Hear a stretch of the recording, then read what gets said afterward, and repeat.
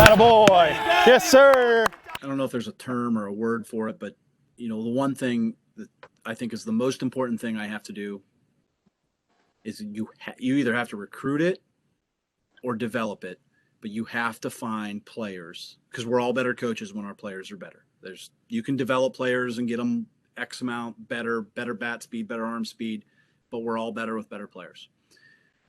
You have to develop killer instinct or be great at recruiting it. Wins are really hard to come by. You got to work for them, and you have no say in the bit. As a coach, you're back in the dugout, and you just hope that they make good decisions. So we are constantly trying to build and implement strategies to create guys that want to win and are willing to sacrifice and work towards having that feeling after a game, going through the handshake line, knowing you were on top. So that's number one. We have to develop winners and guys that want to become immune to losing. They only want to win. They can't tolerate anything else. So through how we do that is every day at practice, there's a winner and loser. There's competition and everything. Fun competition, not you guys stunk today. They got you today, because that's the way it is. So developing competitive winner mentality.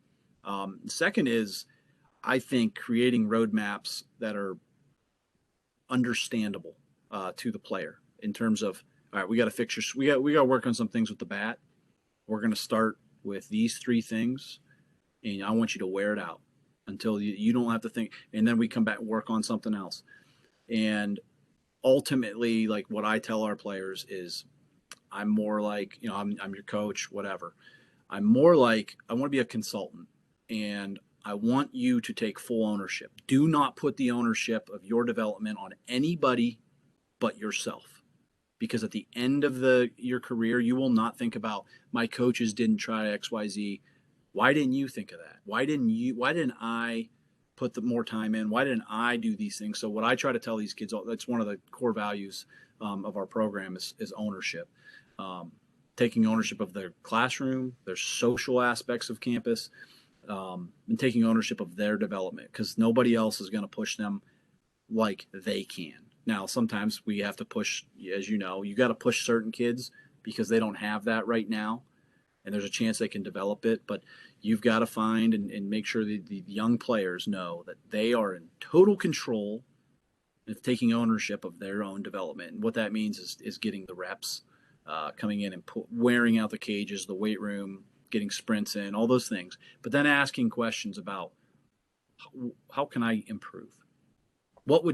Give me three things that you need me to do that would absolutely make sure I'm in the lineup this spring. That's a really hard question for a coach, because some of it's unrealistic. Well, you need to put on 25 pounds. I told that to a kid as a freshman, and he put on 30. This was 4.5 years ago. And he came to me in February and goes, Coach, I'm officially 25 pounds heavier since the day I got here. And I'm like, yes, you are. I mean, he was a big kid, and he had room to grow, and he did. And by midseason, he was playing as a DH in matchup situations. He's a right-handed hitter that he really hit lefties well. His first college start, he hits a home run. He wasn't ready. So I gave him a couple things, and he had to work on. And by the time he accomplished a couple of those things, he was ready.